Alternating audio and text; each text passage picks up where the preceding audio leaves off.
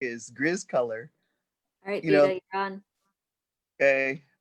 Well, good afternoon for some. Good morning. Oki Sinatapi, Nistu Makoyo Sakoi with the Native Wellness Institute. We have our power hour. It's Monday. Happy Monday. We're all just really glad to see everyone. And we're excited because we have a special guest today coming from the Blackfoot Confederacy and coming from our res in Montana. We just want to say this is our 22nd week. For 22 weeks, Native Wellness Institute has been coming to you every day, trying to uplift you, trying to encourage, and we're bringing on a whole diversity, from Black Lives Matter to our culture, to our songs, to our young people, to our youth. And so we welcome you to Native Wellness Institute's Power Hour. I want to introduce a young man that I've seen grow up.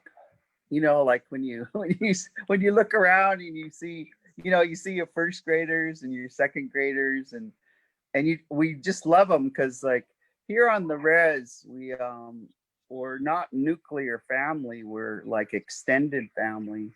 And this young man, I seen him as he was growing up, and I started to, really take notice of him when he went to Blackfeet Community College. And then I started to take notice of him when he was with the Silent Warriors, and they would just go to every part of our reservation, 600 block, downtown. They would just go and they would just sing songs to uplift the people. I seen him coach, all of our basketball teams, our football teams. I seen him talk to young men who didn't have fathers, and I just seen him father all of them. And there's many more things, I just wanted to.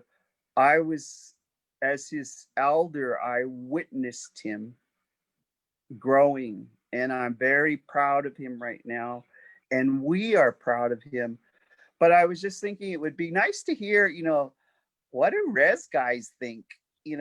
Born and raised on the res, only know the res. I mean, like fried spam sandwiches. Are they like red wieners?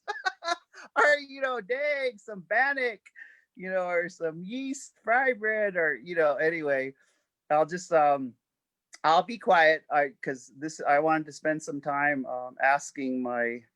He's my relative now.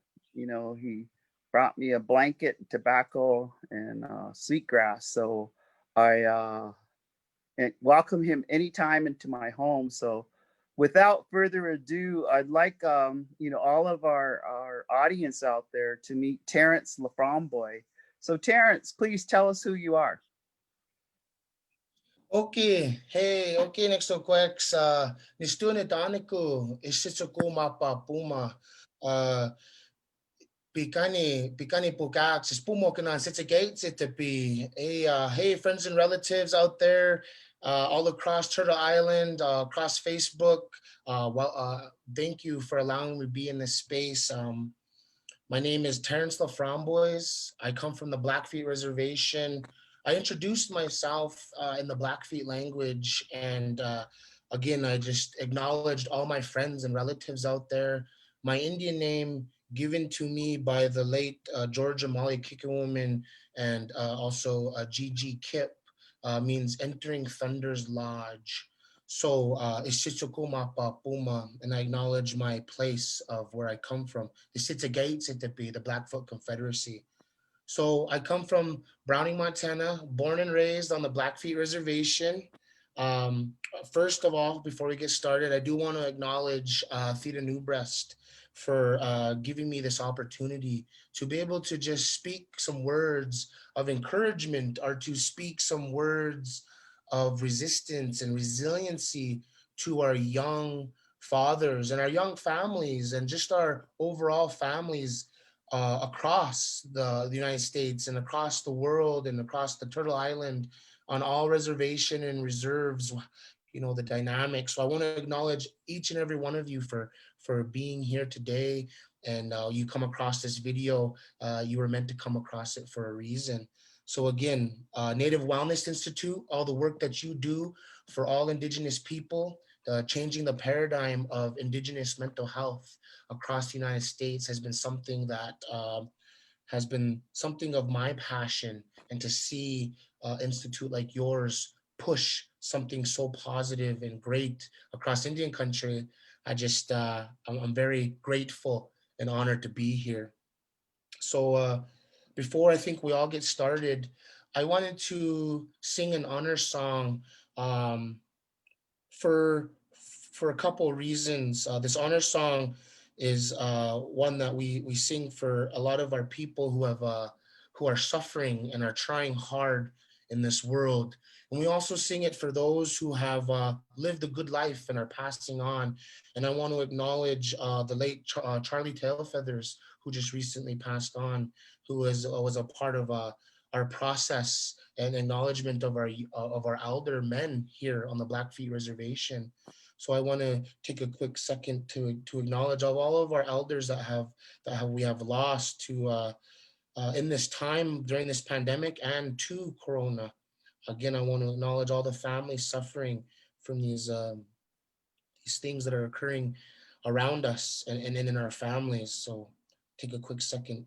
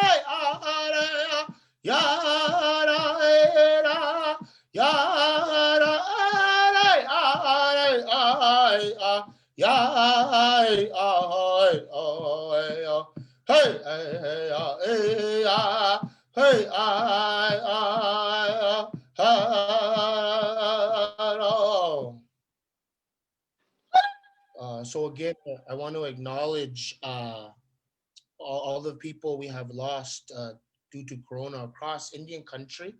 And I want to acknowledge one of my family members that we've lost, Leland Ground, who was a huge part of my process. And I want to extend my heartfelt condolences to all the families out there. Again. Mm.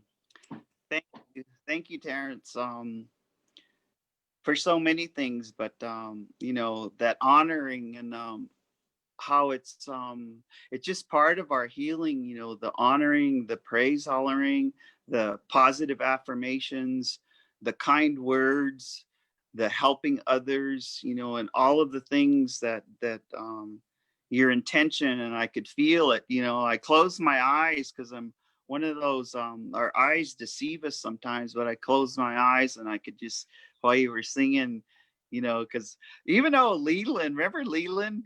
Leland was just like, he'd always be at all the doings, and he'd always just be, you know, like, you know, just enjoying the songs, and he'd be just looking at everyone, and he'd just be just loving how everybody was loving on each other, you know, and he'd always, you know, he'd feed you, he'd always, you know, he'd tease you because he was wicked. Big wicked teaser. Yeah. Leland. But he was trying to toughen us up because, you know, and they call it toughening us up so we won't be wimpy, or, you know.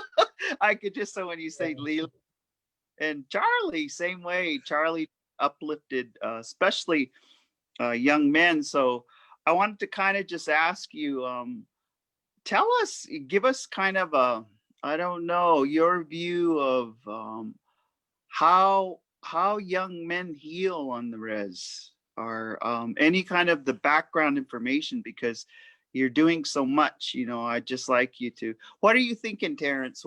What do we got to do to start to help our young, when we have a boy son, when we have a son?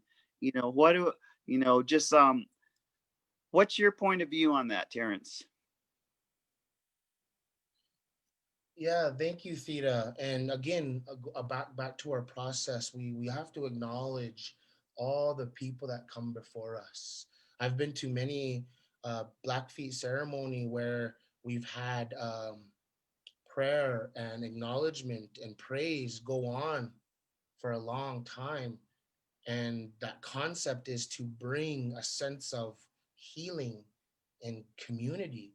So, talking about all this and how this paradigm fits into being a man, and then not only being a man, but being an Indian man, and then take that a step further and being a Blackfeet man in Montana.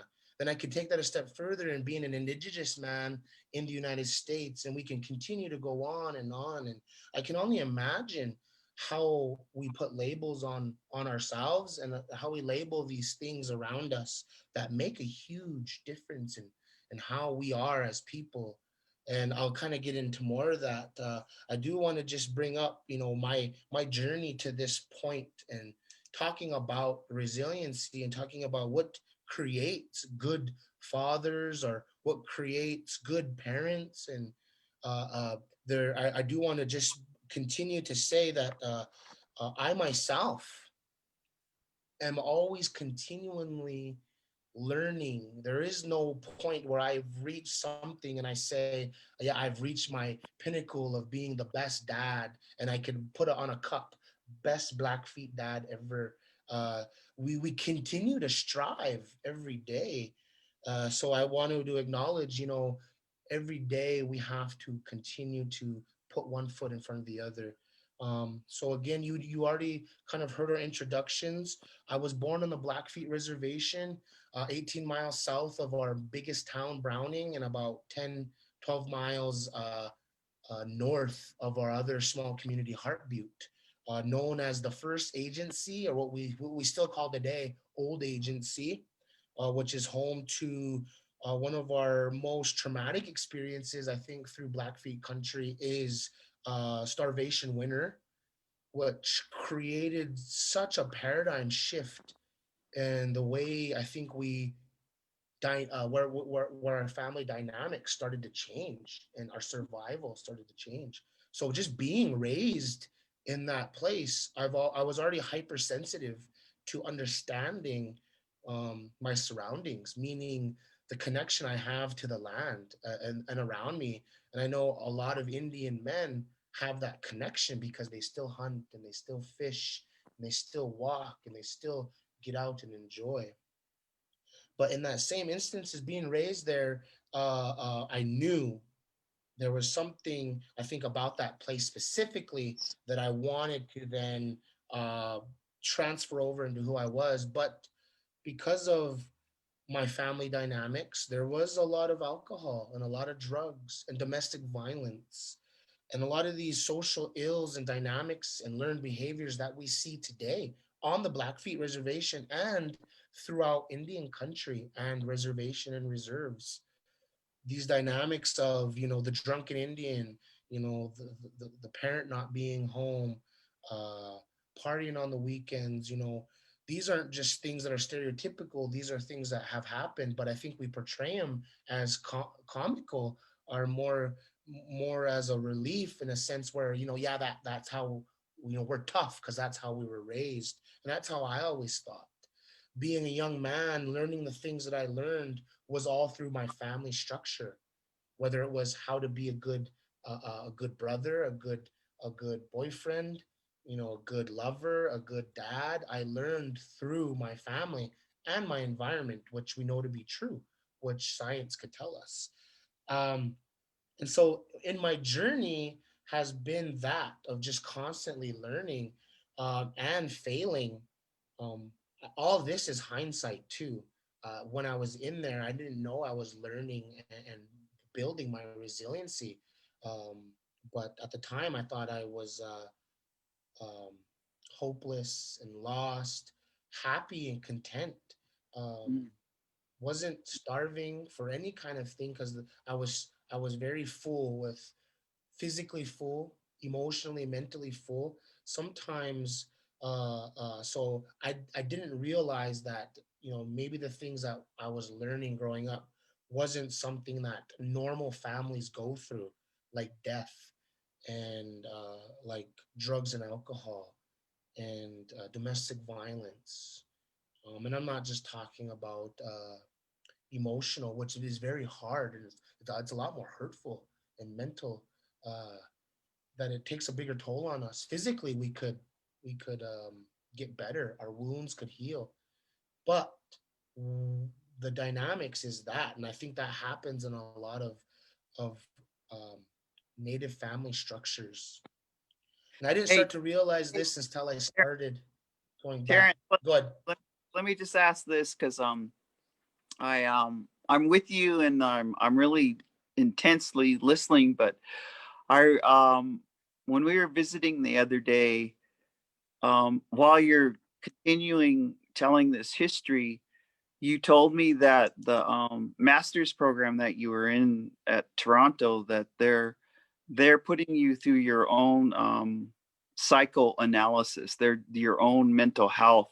Um, and so when you're, could you mention that and maybe just a couple ahas that you're starting to get? Because like when we all go through our own therapy, is we have all these ahas. And just from your point of view, as a man, just some ahas. I'm just putting that in there while you're on this roll, because I think that's very Yeah. important. Yeah. Yeah. And I was gonna get there too. Was with my experiences, I didn't really realize what I was going through because, like I was mentioning, I was growing and I was perpetuating a lot of my family's behaviors, but there was nothing wrong with it because everyone around me, all the family structures in and around Browning, all of my friends and family members, cousins, acquaintances, they all seemed to have the same family dynamic structures. So it Mm, was normal. It wasn't until you mentioned before, once I started to become aware and go back to school and leave the reservation to really connect to myself. I started at school at the University of Billings, transferred to SKC. I didn't complete anything until my BCC Associates in Social Work and Addiction Studies. I went on to graduate at the University of Montana. Go Grizz! Um, Graduated from there with my BSW. And in those moments of learning, I slowly realized that the things that we were perpetuating in and on the reservation weren't normal behaviors. mm, And we still today sometimes still are in those modes because we live here. A lot of our families are in those ways, and we are part of that structure. What separates us is understanding and being aware. So you mentioned, my aha moments happened when I was really fixing or becoming this educated social work person. It's new to me. It's so new. It wasn't a part of my process. I never thought I'd make it this far. I never thought I'd survive past the age of 18. And those Once I survived 18, I realized, oh wow, maybe I'm not going to die of a car accident, or I'm gonna, die in some sort of really wicked way that we know things to be true, especially in my family, because we perpetuated those realities. So it wasn't until I started really focusing on healing others mm, that you had to start healing yourself. mm, And in those moments, uh, Theda talked about the University of Toronto. I'm in a graduate program that's Native American specific, Indigenous specific, that talks about healing dynamics, resiliency dynamics, especially in Indigenous cultures. But in order, what we talk about and what we know to be true, in order to help others, you have to you have to be able to help yourself. When you get on a plane and you board on a plane, and the stewardess is giving you instructions on everything, and she tells you about the face mask, and when it comes down, and she says to help yourself before you help others. It's the same concept, and in any life situation, I think what we want to do as humans is we want to help others while we're drowning in quicksand, because it thinks it's a perception thing. Other people are going to think that I'm being of some sort of value, but here I am drowning, and I think I'm putting out value when in reality I'm drowning. But we do this every day. It's perpetuated, and we heal and we survive on alcohol or drugs or certain behaviors that play in part to just living and perpetuating a lifestyle. And I'm no different. I continue to learn every day, and I think we have that opportunity. Is that some of our survival is based off of things that we have done, and that is fine. I want to continue to let everybody know, as long as we are aware and conscious of where we're at and what we're doing, you will continue to see little and by little change in your home. And I'm talking little things, just being aware and understanding that maybe I do this too much to an extent.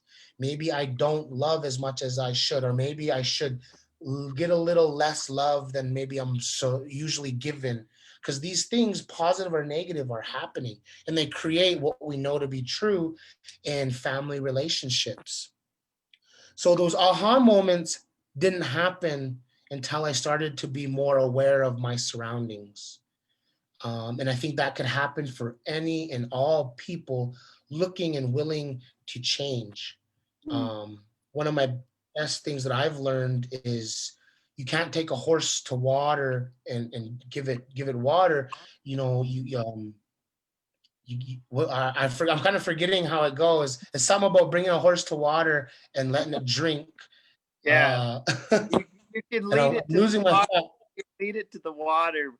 I always, you know what I always say, you can take someone to the fountain of knowledge, but some people just go there and gargle. You know, like they don't get, Yeah. you know, and Yes. same, Exactly. same thing.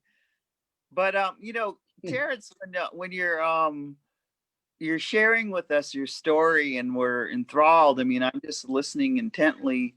And I know with my own healing in our family, because you know I'm 64 years old, and I grew up. I was born and raised on at Heart Butte. You know, no electricity, no running water. But when and then when I used drugs and alcohol, I think I suffered from shame, you know, because I didn't know I was poor till somebody told me I was living in poverty. I mean, you know, and then I Yeah. just thought I had all my grandparents. I had, you know, but then I had shame because we didn't have a lot of money, and then I had shame because you know, I grew up making hamburger gravy. I know how to feed a lot of people with just a little bit of meat, and I just thought that was normal, you know. And then when I saw the outside world, I got a little bit of shame, and so then I had to reconcile because there was nothing to be ashamed of, but for some reason the outside world was,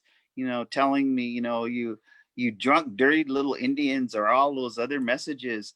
I got shamed, and so and I had to move through those shame pieces. So can you speak to some of that?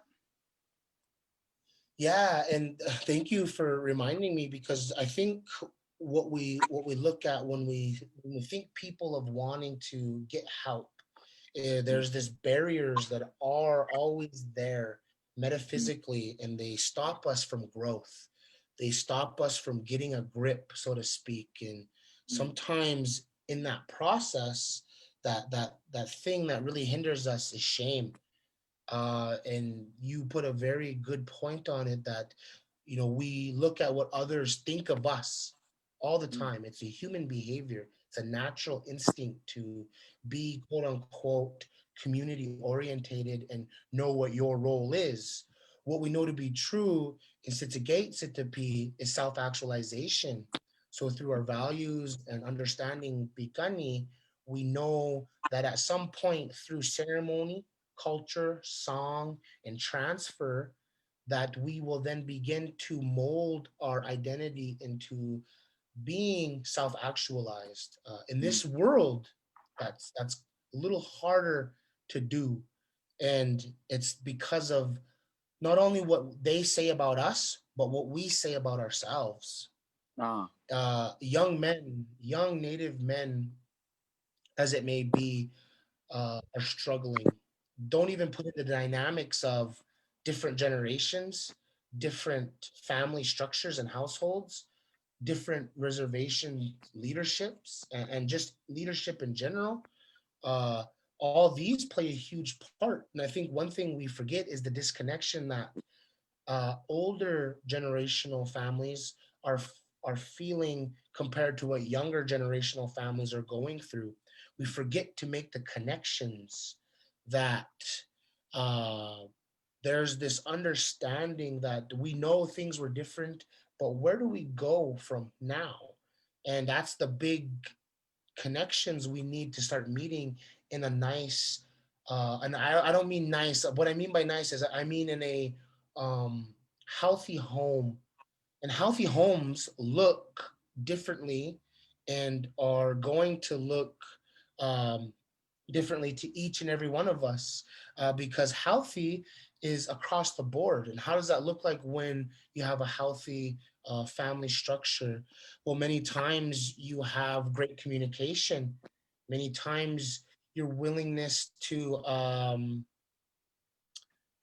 do something or to not one of its communication. I'm getting lost in the translation here, so forgive me, because there's so much in the family structure that when you have all the dynamics of talking and receiving, reciprocating that, learning and acknowledgement, praising, you Mhm. get all this growth that looks quote unquote um, going out and doing stuff that necessarily wouldn't happen when you wouldn't have, disagreements, unhealthy behaviors, lack of communication, irritability, miscommunication, anger, all these things that occur when it doesn't even have to have the social dynamics of drugs and alcohol. They play a huge part, but sometimes we just don't know what to Mhm. say. Mhm. Um, I know for me personally, and I can only speak from experience, in those transitions of those becoming I wouldn't say a better parent, just becoming a aware parent, becoming Mhm. cognitively Mhm. aware of what I need to do to build a not build but mold a healthy and happy and great leader in a son. And I had to learn that through my experience, and it was through support. A lot of my acknowledgement comes based off of my family dynamic.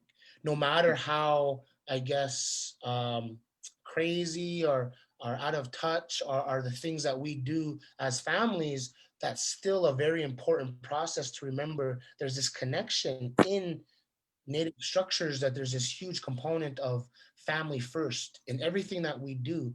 And I think that's why other things aren't so up to par in native communities, is we don't look at money the same way.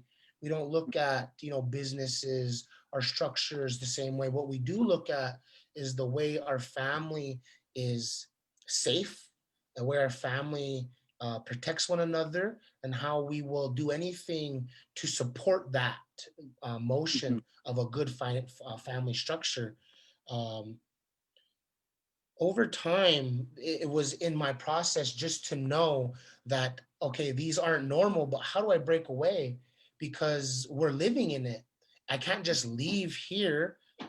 There's a big thing that a lot of younger generations are going through, and it's the dynamics of leaving and coming back and finding your place, which we know to be identity. It's a huge crisis in Indian country, which is for another talk.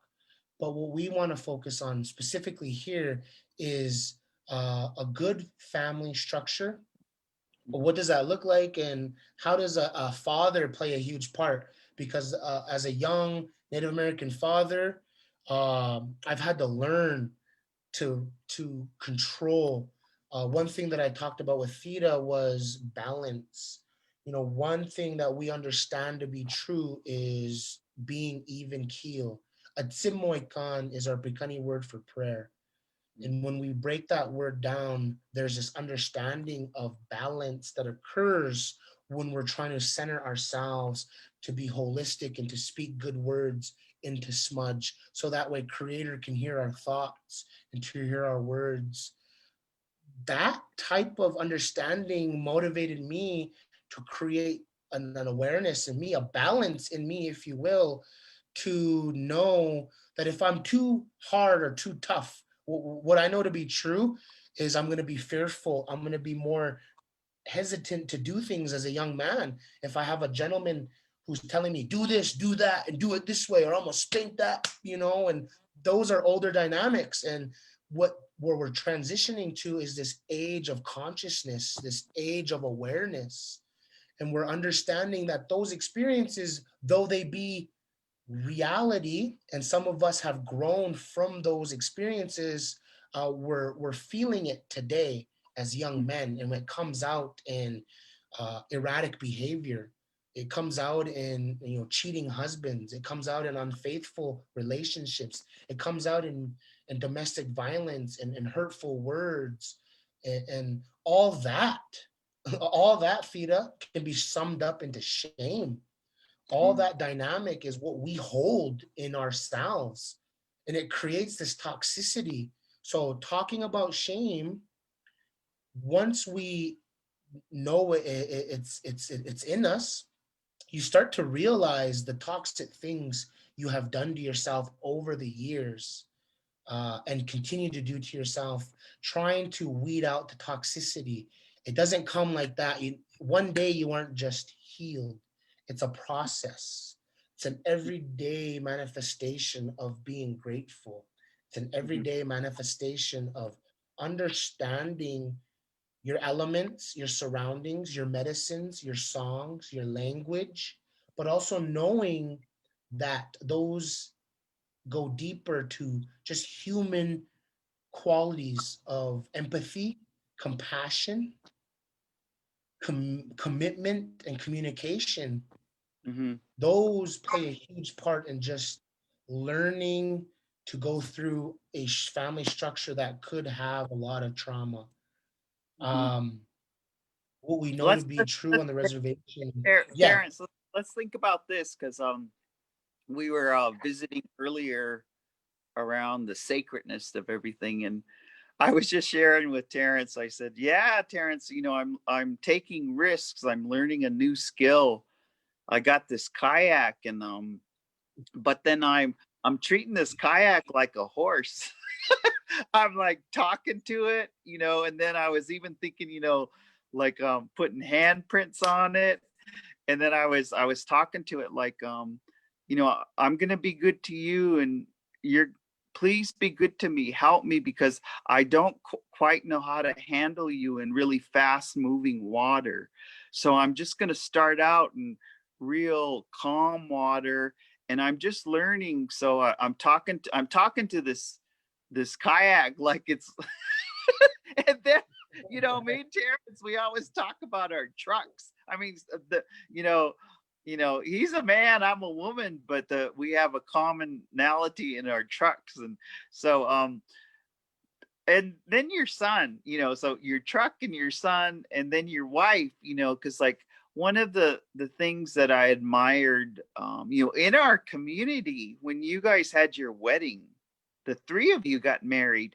Can you talk about a little bit about that? Because there was, a few hundred of us, just witnessing how did you decide to have that ceremony, and then to have your grandma, because Mary Ellen is, man, she's all our grandma. She's because we all look to her for her just her sacred, she's always got good words, and sometimes it makes me want to cry because we know she's always there. So speak to some of that. How did you decide that ceremony, or the things that you do with your son and your wife? Yeah, I do want to just touch base on that because it's funny. You talked about uh, the way we spoke to just inanimate things. Non-native people will look at us and be like, "Oh, those crazy Indians over there." But for us, what we know to be true is that even though these things don't talk, they're real to us, and we have this connection. And the way I talk to something like my truck, or maybe my frying pan, or the food I cook, is going to be different the way I talk to my son, and the way I talk to my son will be different the way I talk to my wife, and so on and so forth between dynamics and family structures. But my wedding, I you're gonna make me cry in reality. And I know I think where I come from, that the quote unquote people be like, "Hey, that guy's whatever." And but as a young man that wanted something to remember, and I wanted my family to remember, and I wanted to experience uh, coming from a reservation. I have a lot of aunties and uncles, grandmas and grandpas that never were married. So there's a dynamic that plays into my head, that there's this concept, a Western concept, be it may, that brings together and unites family. And when I thought of it, we wanted it to be very family orientated. We wanted it to be more traditionally sensitive, if you will. I don't think personally there is a Bigani wedding ceremony, but I could be corrected. But I just don't know one specifically. I know we did get married maybe during Okagaksen, the coming together during those times, and there was an acknowledgement of the group. But to go through a ceremony and to do all that, to marry, and what we wanted was, being that my son wasn't my wife's boy, she didn't birth him. She is his mom and has raised him, but we've thought it would be good for him to know that there's this love, that there's this connection, not only for me as a young man, but for my son, who is a young man himself, because it plays into a bigger dynamic for me personally, not having, I guess, a quote unquote great family structure, and a dad and a mom, and the picket fence and the dog and all that. And that idea of what we think to be like the Leave It to Beavers. I think a lot of reservation families think, oh, Leave It to Beavers, that's a perfect family. And we look to those types of things. Media portrays, okay, this what it means.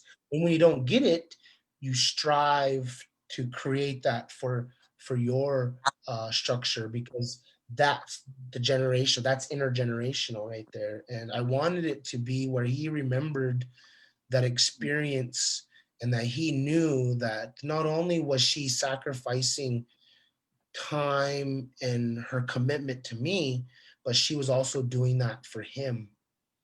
And taking me back to that day, it gets me all emotional because I think about my growth, um, and how that looks for me, and what it looks like for my son, and how to create mental and emotional and physical and spiritual stable people. What does that look like? And especially in a world that is just kind of like disconnected from just reality, or disconnected from what we can and what we should do as a human race, and what our role is as Native people. And it could come down to that little moment of empathy and love and compassion, and it ripples out to this. 2 years later, we're still talking about an experience that a lot of people said not many people around here get to experience stuff like that. And when we do, it's a memory to be made of, and it's a memory to always look, hey, remember this, or hey, that was an experience. And those experiences is what creates that change, and they create, well, I remember when we could do this, or you talk about where we were a long time ago and change and going back to the old agency and a dynamic happening. Fast forwarding that all the way to here, the resiliency is, we're here and Mhm. we're surviving. And that is based off of the things that we have done to do that. And how do we go from here? Yeah. Because So Theda brought up what things. I felt, Terrence, I just wanted to say, I was surrounded by, all your aunties, your grandmas, your uncles, your dad, and all of, your Racine side of the family, your LaFromboise, and then there was just us who, we all take you as our nephew, and it felt like we all got married. I mean, that whole ceremony, like, we're all standing there, and then when we started eating and dancing, and it felt like the ceremony brought us all together. So I just have to say that Yeah. much. No wonder, because we all cried, and big black feet, that try to hide their tears. They don't cry, but Blackfeet do cry.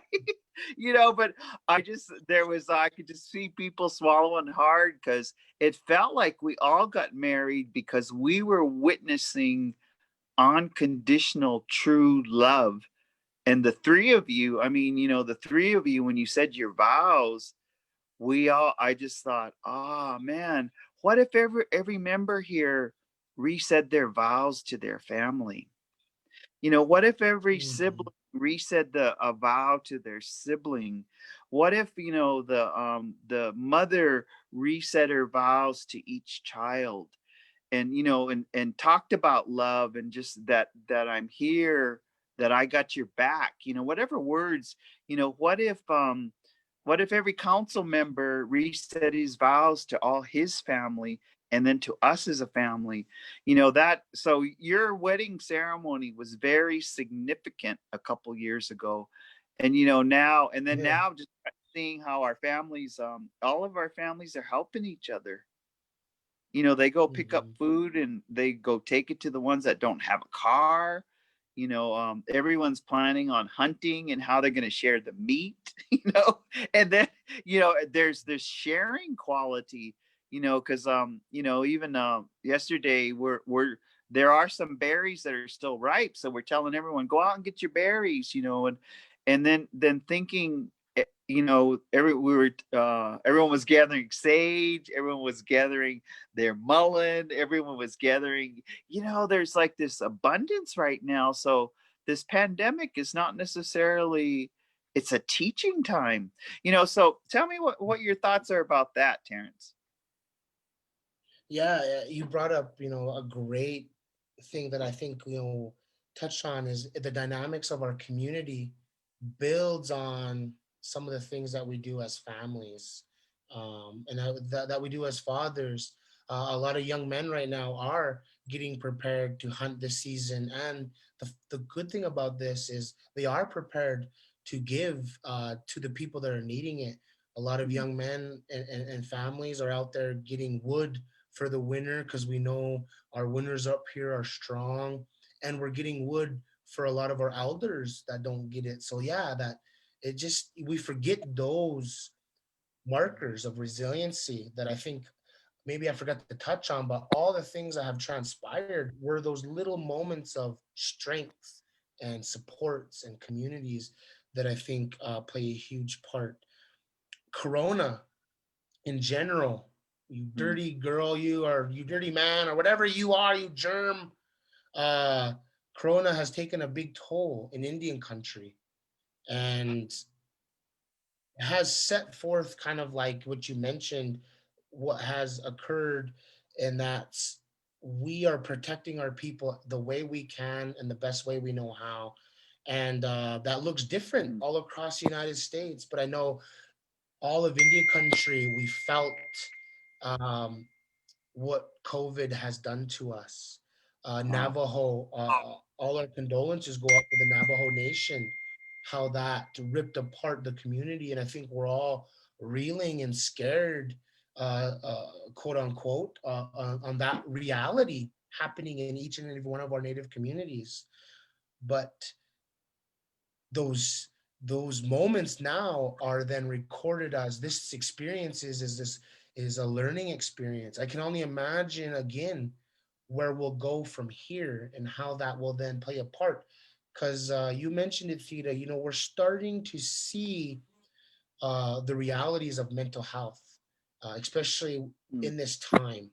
The social dynamics and structures have changed tremendously, where we're living through our technological advances, and we're trying to unhook our consciousness and live in this paradigm.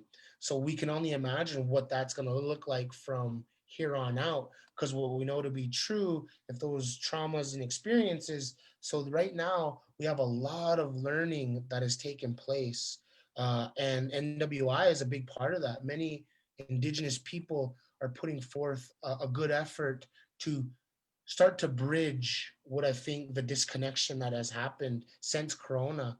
But you could see the resiliency in our communities. Like when something occurred, right away our communication to combat or to fix or to fight or to take up was just second to none. It was mm, so fast that it reminds me that right there's a bigger need just to communicate, because we forget. And I think that's our loss, is we're losing our ability to become what we know through ceremony, and what we know through song is connection, and the transfer of knowledge and mm, experiencing those. Like when I sing song, I have to acknowledge who or where that song came from and what was it used for. And then I give acknowledgement to our elders and reverend to all of the people that are suffering and are need prayer and support, because song, there's this connection that uplifts us and all those. And then with Corona, I've learned to, I guess, in this time, it seems like a short 5 months, but it also seems like the longest 5 months ever are 6 months.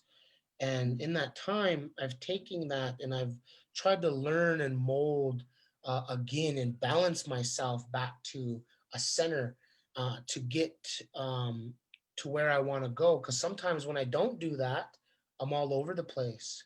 Then my yeah. work struggles, then my coaching struggles, my school struggles, then my then the way I am with my family is out of whack. I'm irritable, I'm angry, I'll say things out of character. I'll do things that uplifts my spirits and doesn't uplift the communities. That's not reciprocity. Reciprocity is giving without receiving. And I Mm, think those little things that we forget of, telling somebody, hey, man, you have a beautiful smile, or hey, I love your shoes, or just acknowledging someone, how was your day today? It looks different now with Corona, but that's not to say we don't do it at all. We mhm, have to remember that this could and very well be our new normal. And mhm, it's going to be our teachings, it's going to be our song and ceremony that is going to then transfer over into how and what and when and where we can then be holistically just self-actualized, where we can then give to others and be able to uplift our families, to be able to have experiences like the wedding we talked about, to be able to give that to others. Wafida, I had one more thing that I wanted to mention, and it was recently this experience. Right now, I'm taking this. Uh, there's young men in my community that I always say that I look up to, And in return, I get nothing but great things told about me. I'm doing good. You're a great father. I like what you're doing for the community. I see you. And not just I see you, but I see you, what Mm. you're doing. And they make me, or they tell me continue. They tell me you're doing great. And sometimes because of everything, the shame, because of uh maybe I'm not just maybe my mental illness, my anxiety, or my depression, and all that coming together, I tell myself, no, I'm not doing good. I'm not that person. We need to really look at our own voice that we tell ourselves, and we need to tell him. We need to remind ourselves that we are strong. We are we are we are here, and we are giving the most we can with what we got. And I think this whole thing, if I can give the fathers and the mothers of our community that are struggling, it would be just to understand that you got to remain and remind yourself that you are strong, that you know what to do. And if you don't, you have to have the power to communicate that. And those are our strengths. When we don't, it looks a little different. It looks like alcoholism. It looks like drug use. It Mhm. looks like unhealthy relationships. It looks like domestic violence. Mhm. And so, to all the people that have acknowledged me, I want to acknowledge you right now. I want to acknowledge Jeff Sankador and Wasey, Mountain Chief, for always speaking good words to me. And my father, my grandfather, as a man, I want to just say right quick before we're done. As a man, I want to remind you guys it's okay to cry, and it's okay. It's okay. It's okay to feel, and that looks different for all of us. And I think where I come from, we're told, quote unquote, you're a sissy, you're a wussy. That if you cry, but I found out when you don't cry, it's dangerous. It's Uh, really dangerous. It's dangerous for your family. It's dangerous for your loved ones, and it's dangerous for yourself because that release needs to happen. So, again, I want to acknowledge all the young fathers out there that are struggling, that don't think that they're giving 100%. Um, you are worthy. You are 100% worthy. And don't forget to love yourself and to love the ones closest to you. And to be strong, you have to cry. And to cry isn't to be weak, it's to feel something that we thought we could be stronger than, but there's nothing stronger than positive emotion, mm, and nothing more healing than being able to tell somebody you're struggling, and to be able to tell yourself that I want or need help in any form, whatever that looks like to you, looks different for me. But to each and every one of all Indigenous men and women out there, I love each and every one of you. You are strong, you are resilient, you are Indigenous. Do not forget your language, do not forget your culture, do not forget to love all people. Kidakidamatsin, kitako komim. mm. Thank you, Terrance. I just want to, thank you for coming on, and I just wanted people to listen to you because your words, your actions, and just the things that you said help uplift us all. I always think, Terrance and I, we always get into the research and we get into historical trauma and all this stuff, and in a nutshell, sometimes, some of that trauma made us confident, made us made us tough, like in Mhm. our generation, thinking nothing of hauling water, thinking nothing of chopping wood every day, thinking nothing of sewing clothes all the time, thinking nothing of just people would say that as a hardship, but it toughened us up, and Terrance, I want to just ask you one more question before we wind down here during this hour. Is if you, yes, if you could, talk to your son Grayson, when say he's like, if you could say some words to him and he's 20 years old, so we're thinking future, and because I'm gonna live to be 90, and I want this. We constantly intellectually challenge each other and we emotionally challenge each other because that's our relationship. But what would you say to your son as a 20-year-old into the future? What kinds of advice, or what would you say to him? And in a way, you're saying it to all of the young men being born. We got some babies. What would you say to your son about how he should conduct himself? Oh wow.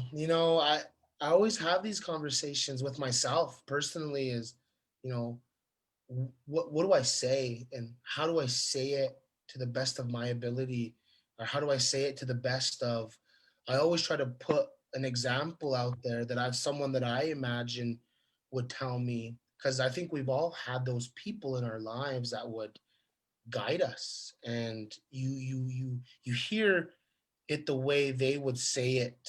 So one person that is always on my heart and in my mind is the late Aloysius T. Christine, Uh, who adopted me at a young age. And every day I always think, would he be proud of me? What would he think of the things that I'm doing, and what encouragement would he give me? And I mm, tried to imagine saying that to my son, because no matter no matter what I did, or how I did it, he was just always there to correct me in the best way possible. mm, And he'd always say, "Are you savvy?" At the end of everything, he'd be like, "Are you savvy now?" And I imagine telling my son, first of all, son, the experiences that we have are everything to us. And those experiences are what are going to take us from here. And, no matter what has happened, or no matter what you have done, I love you. And you're going to have to learn to try hard, to never give up. You're going to have to learn to communicate in any way possible. mm, Your experiences, even though I could tell you what to do and what not to do, you're going to have to learn them yourself. uh, But I know that I'll be there every step of the way. And for all people, you have to remind yourself again, you are strong. And I'll remind my son to remain strong in moments of adversity. And mm. I don't mean strength as in tough, I mean to be strong right here, and to be right here. So I love you, son, and I know you'll do a good job. Mm. Thank you, Terrence. Sometimes I think about the cloud. Even after we're gone, these things that with this conversation, I really want to thank you for just having this conversation. Terrence and I, we always conversate, and that dialogue helps all of us, and that's why we invited Terrance to come on this power hour, to talk about some of our family healing, to talk about fatherhood, and you've done that. I think that So is there you want to end with the song, or what kind of closing comments? Because your singing voice, you know, whoever has that gift of singing, it's a gift to all the people. And so I just invite you to, as our closing out, you know, we want to thank you. Is if there's a song that you'd like to sing in these remaining minutes, just to close us out in a good way, Terrance, as you're. Yes. Thank you again. Thank you, Theta. Thank you, NWI, for allowing this space to happen. Uh, Again, there's so much strength in this, and it built me up today. It'll last me for a while, and I want to end with just singing a song that is near and dear to my heart and that I use all the time just to uplift myself.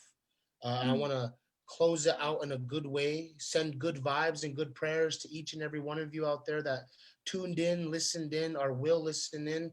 Again, Kita Koko Mim, I love each and every one of you.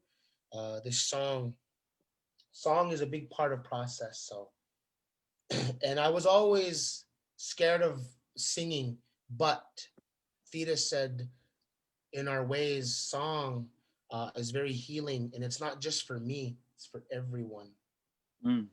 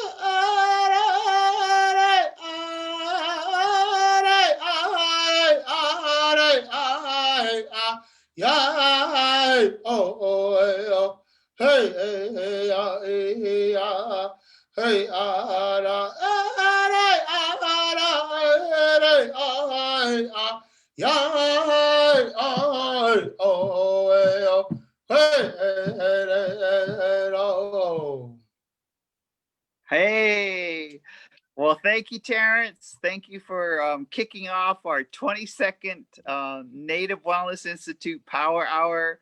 It's been a pleasure. So we all say Kitakito Matsuno. We'll see you again, and we'll see you later.